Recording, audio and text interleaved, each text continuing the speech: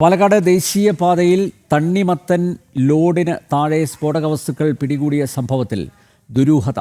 കേസിന്റെ വിവരങ്ങൾ തേടിയിരിക്കുകയാണ് NIA. സംഭവത്തിൽ ഭീകരബന്ധങ്ങളും സംശയിക്കുന്നു. പിടിയിലായ സെന്തിൽകുമാറിനെ IBയും തമിഴ്നാട് Q ബ്രാഞ്ചും ചോദ്യം ചെയ്യും.